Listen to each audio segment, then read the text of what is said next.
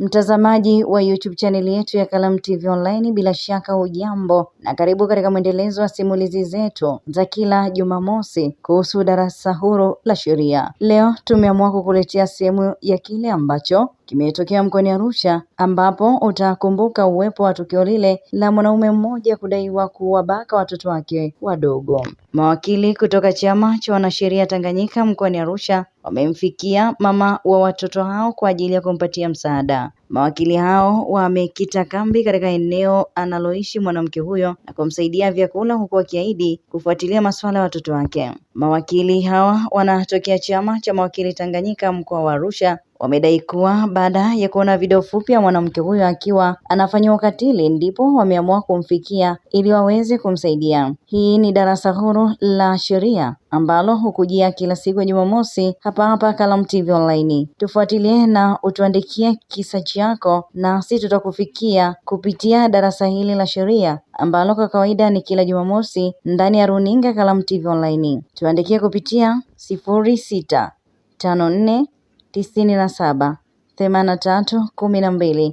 Kalamu TV Online. Usisahau kubonyeza alama ya subscribe Kalamu TV Online. Sisi kama mawakili wanawake ambao tunatokea chama cha mawakili Tanganyika kwa mkoa huu wa Arusha, baada ya kuona ile clip inayomuonyesha huyu mama akielezea vile ambavyo watoto wake wamefanywa ukatili, tuliguswa. Na kati ya majukumu yetu sisi kama mawakili, tuna majukumu mengi, lakini mojawapo ni jukumu la kwenye jamii. Sasa tukaona ni bora tumfuate huyu mama na kujua undani wa tatizo hili, limeanza lini, ameathirika kiasi gani.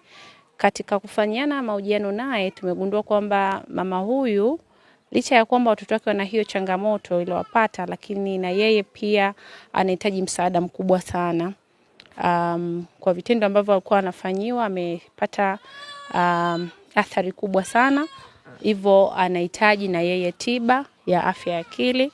Tumefanya utaratibu wa kumpatia daktari ambaye ataanza kumhudumia kuanzia, ataendelea na kliniki mpaka ambapo ataonekana kwamba amepona. Lakini vile vile katika mahojiano tumegundua pia ana ugonjwa wa kifafa ambao aliupata muda kidogo, lakini ulizidi mara baada ya kupata mimba ya mtoto huyu wa mwisho ambaye ana miezi 6. Vile vile tumefuatilia matibabu ambayo anayafanya na ametuonyesha dawa anazotumia. Tutaendelea kufuatilia matibabu hayo na ikiwezekana kumpatia kliniki rasmi kwa ajili ya ugonjwa huo. Lakini vile vile tuliona kwa kipindi hichi ambacho mtuhumiwa ambaye ni mume wake yuko kituo cha polisi, na kwa sababu huyu mama hana njia yoyote ya kujipatia kipato, yani ni mama wa nyumbani na ana watoto 4 ambao wanamtegemea, tuliona ni vema kama tutamletea mahitaji kidogo kwa ajili yake na watoto wake. Lakini vile vile tukaona ni busara pia tukampatia kitu kidogo ambacho kitaweza kumfanya aweze kuanzisha biashara yoyote ambayo itakuwa rahisi kwake. Tumefanya mawasiliano na diwani wa kata hii ambaye ametupa ushirikiano mkubwa sana. Wako katika hatua za kufuatilia. Kwanza walienda shule ambayo mtoto alikuwa amepangiwa na wakapata pia ushirikiano huko. Wako tayari kumpokea mtoto huyu hata kama amechelewa kwa miezi 3. Lakini tunafanya utaratibu bado wa kuweza kumpatia mtoto huyu shule ambayo itakuwa ni ya boarding.